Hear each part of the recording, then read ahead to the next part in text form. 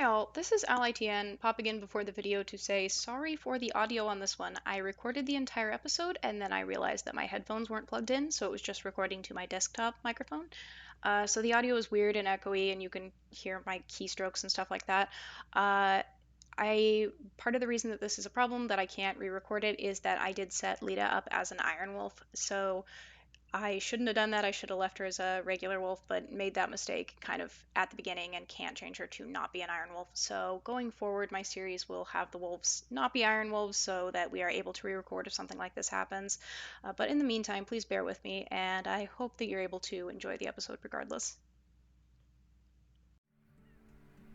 Hi all, and welcome back to another episode of WolfQuest Anniversary Edition, Ultimate Instinct Challenge with Leda and Castor and their 3 pups here.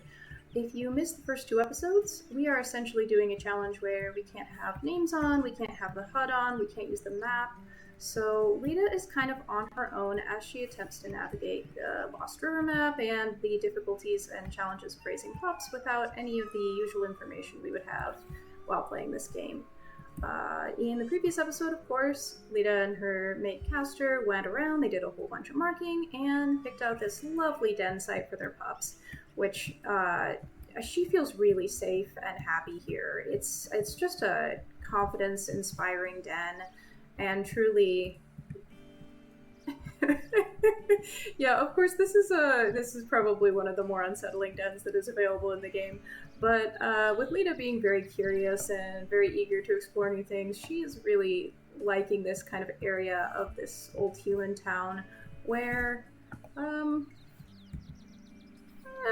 there's just all these weird old rusted structures. She thinks it's very interesting, even if she has no idea what any of these things were for or how they came to be. She's very happy to be here with her 3 pups. She's been kind of waiting for this day, wondering what it would be like to be a parent and to have a pack of her own. So far, honestly, she might be a little bit bored. I think she was probably expecting, like, something a touch more exciting. I think she probably thinks back to when she was a pup and all the times her parents had to fend off predators and all the times they surely had to go off and hunt elk and do all these exciting things to maintain the pack. And she wasn't necessarily thinking of these slow moments where you're just kind of getting to know your pups for the first time and nothing's really going on. As you can see, Castor's kind of laying down. They tend to do that a lot, whereas Leda is more on the side of can't sit still, always has to be moving, always has to be doing something. So one of the challenges of this, challenge, is that we are not going to be able to see the map to see if our hexes are decaying, to see where our basically sleep meter is at, or how hungry we are, or how hungry the pups are. I think I am going to have her feed them again. Clearly we still have enough food to feed them. There were only 3 pups. So, not really sure if that is because Castor's really low diversity, or if we just kind of got an unlucky roll on maybe a 3-star diversity mate. We have no way of telling because we can't look at the pack stats. So either way, hopefully maybe this will be a little bit of an easier litter, given that she only has 3 pups to look after. And then again, maybe not, given that we can't really see anything about them or their needs or our needs. So we will have to see. I did notice something over there. If the pups want to maybe go back in the den, they do appear to be done eating, I say hesitantly. I don't know. Maybe the little gray one is still hungry. Okay, I was wrong. They are still eating. Again, Leda is feeling a bit restless. She's probably been cooped up in the den with them most of the time for the past, is it 2 weeks when they open their eyes and start to kind of wander around? I think that's probably accurate. So, okay. Castor has decided to feed them all the way over here. Yeah, she's been in the den a while and she wants to get out and stretch her legs. But for the meantime, she's not going to deprive her pups of food just so she can get out there a little bit earlier. So, you know, they're very cute. And she likes that at least. She's like, wow, this is great. Look at these little puppies that I made. But also, look at all this wilderness that I could be exploring. Think of all the elk that I could be hunting. And yet, a good portion of her time is now going to be spent at this den site looking after these little ones. We got really lucky over in that series in that I don't believe any of the pups got sick. I have never actually, very rarely had that happen in my single player sessions, so I'm kind of, or personal sessions, so I'm kind of expecting we won't get that lucky with Leda, but we will see. If that does become the case, we won't have any idea how sick the pup is getting. I have given them temporary names, just so that if one of them does get sick, we can kind of keep an eye on them, but I'm getting ahead of myself. Nobody's sick yet. Everything's fine. The pups are all asleep, and Leda's gonna wake them up so they can go back in the den and she can kind of go explore some more. Alright, everybody go inside, and she's off. So this is the thing that I noticed is up and about this time of year. It is almost Halloween, so we've got this wonderful spooky house. Is this just bricks? Interesting. That only shows up around this time of year. It's large, it's imposing, it looks like it possibly burnt to the ground, and in fact, if we look at this little plaque here at the correct angle, it does kind of tell the story about this house that was constructed over 5 years by the Bachelor brothers Gunford and Gordian? I don't know how to pronounce that. Anyway, everything was going well with these two brothers until, tragically, the house caught on fire, and I can't read the rest of that because it's real small. But this is usually kind of an empty lot with just the foundation of the house out. But during Halloween and during this season, you can go inside and you can actually see, there's these spooky coffins and flickering candlelight. It's probably a little spookier if it was nighttime and not the middle of the day, but still a pretty cool Easter egg. Just neat little thing that only comes out one time a year. That is maybe a mummy, or maybe somebody who has been completely encased in spider silk. Anyway, this wasn't here last time Leda came around, so she's kind of, again, just kind of curious. I guess she doesn't really know much about buildings, so as far as she's concerned, maybe they do just appear and disappear. Well, just gonna howl at it. This is probably the last time she'll see this house during her journeys. Alright. Honestly, I don't think she probably needs to hunt. She did just feed her pups, but there was only 3 of them, so she's probably still pretty good on food. Castor here is probably still fine on food. I guess she is going to want to go visit her weird moose friend. That's something she wants to do every season. There is an achievement for visiting Floppy every season in the Lost River map. We already have it, but let's just go visit Floppy anyway, because, you know, Leda likes her weird friend and wants to make sure that they're okay, even though the seasons have passed and they do seem to be trapped in this strange enclosure. She knows she couldn't stand being cooped up like that, but it doesn't seem to bother the weird moose. Let's see, Castor is coming along with us, which is interesting. That does mean our pack affinity will be dropping faster, so we probably shouldn't stay away too long, even if she really does want to stretch her legs, and thank goodness her moose friend is doing just fine. Perfectly happy, healthy moose doing normal moose things over there. Yeah. Oh, I wish she would come closer, but she seems to kind of be hanging out in the middle of her enclosure. Hi, Floppy. Oh, here we go. Hello. Wonderful. Best friends. Alright, well, guess we could go around and do a little bit of marking. I don't know where any of the scent posts are and cannot track those. So that's going to make marking extra difficult on top of the fact that we just can't tell which hexes are decaying. But you know, I figure we should put in a cursory effort to make sure we have some territory. When I did attempt this challenge previously, the territory decayed pretty fast relative to everything, and I ended up hunting in enemy territory a lot, which was rather rival pack territory, which presents its own challenges. So as much as we can avoid that, at least in the areas around the den site and the areas around dens that Leda might consider using, this hex is still strong. Good to know. We had no way of telling that previously, and that pop-up only shows up, I believe, once per game session, so can't rely on that for information. And we do have some elk right here, but it does look like a bull elk herd. Okay, that is an extremely dangerous prospect to go hunting a bull elk without any idea of our HP or any idea of their HP. So we won't be doing that today.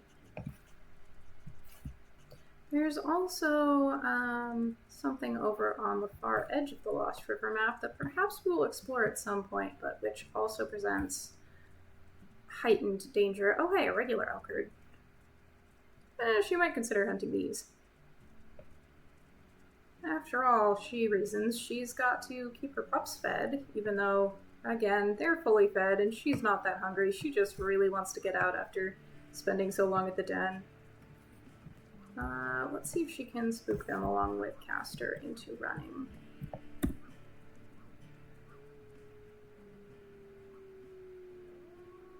They seem not afraid at all. Hey, get spooked. Get out of here. Hey. Oh, okay, and there they go. So they are running in the direction of rival pack territory, and oh my goodness gracious, I don't think we got trampled there, but I can't really tell. We do, of course, want to avoid getting trampled. We want to avoid, well, biting any elk that we don't intend to actually take down, as we can't track which elk we've bitten before. And if any cow elk kind of gets back in with the herd, we have no way of recognizing that was one we already attacked.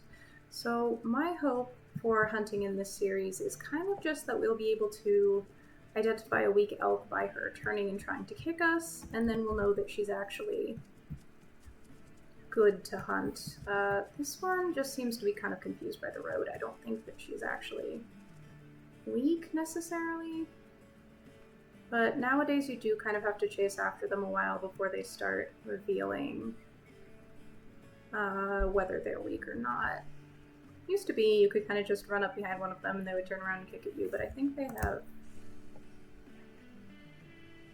I'm sorry, this one fell and she's got to seize the opportunity. We have no idea how much stamina Leda has, but that went incredibly well. Better than I think anyone could have expected. So that's good. I was kind of expecting to have to chase that herd all the way around the map, and I'm glad that we didn't have to do that.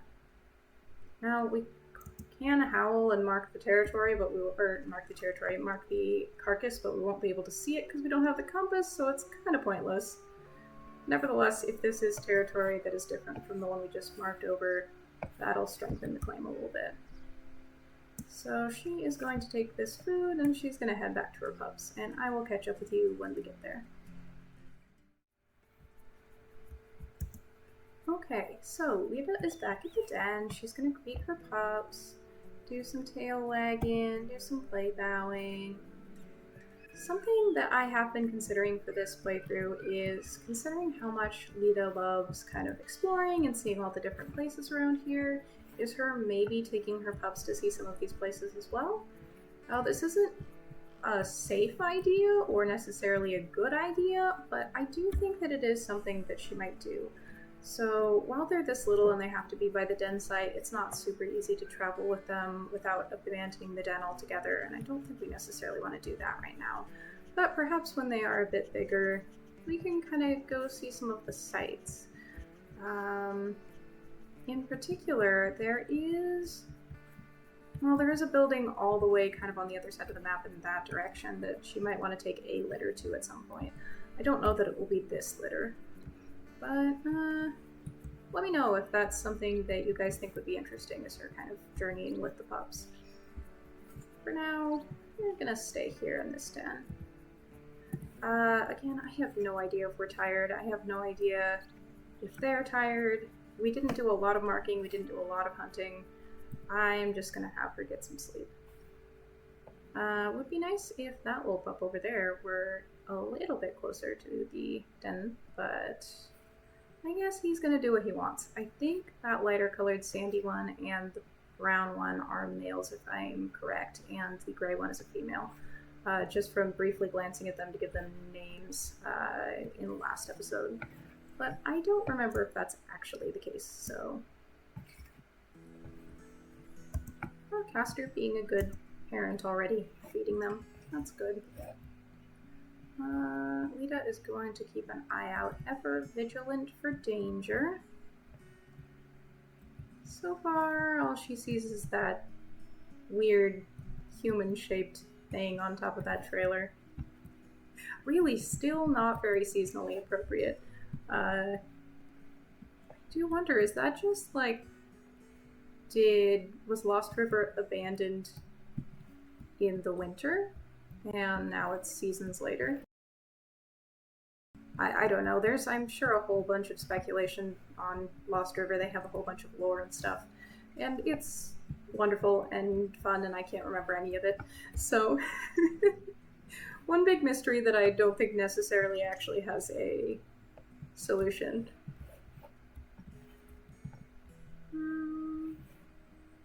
Yeah, well,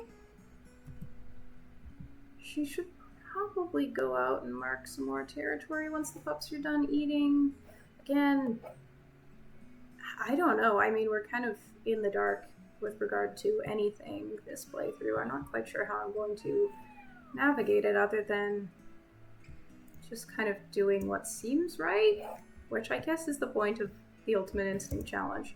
I've played enough WolfQuest that in theory I should have an idea of the balance of marking and feeding pups and hunting, but in practice I think my brain does tend to put the hanging out with pups as something that should happen less frequently, and the marking of territory is something that should happen more frequently, which is probably not actually correct. There's just not a whole lot of super engaging gameplay with pups as it is. They have a lot of cute little interactions with their parents, and that's neat, but as far as, you know, the majority of the game with regards to survival has more to do with the hunting and chasing off of predators, which only happens occasionally. A lot of the time, especially when the pups are ill, is kind of just spent hanging out at the den. And while I could, in theory, continue to chatter for an indefinite period of time, a lot of this is probably going to get cut out. Just know that Leda is spending time with her pups. Well, maybe not as much as some of our wolves, but she's certainly not just leaving them to go do whatever she wants. She's taking this responsibility the most seriously out of anything in her life thus far. She realizes that these little guys are entirely reliant on her and Castor, and she doesn't intend to let them down. Well, this is kind of interesting, in that she's never really gotten a proper glimpse at these things before, even though she's seen and smelled them around. But these weird not wolves, especially that little one, are very strange. She hopes they're not a threat to her pups. She definitely hasn't seen anything like them back in the Roaring Mountains, so she's just gonna chase them away from her den. And then she's gonna get back to marking. Oh, I don't see that very often. If you look kind of up and over that rock, you can see that they've got Lost River just kind of, I want to say carved into the mountainside. That doesn't make sense. Anyway, this Lost River on the side of the mountain, that's pretty neat.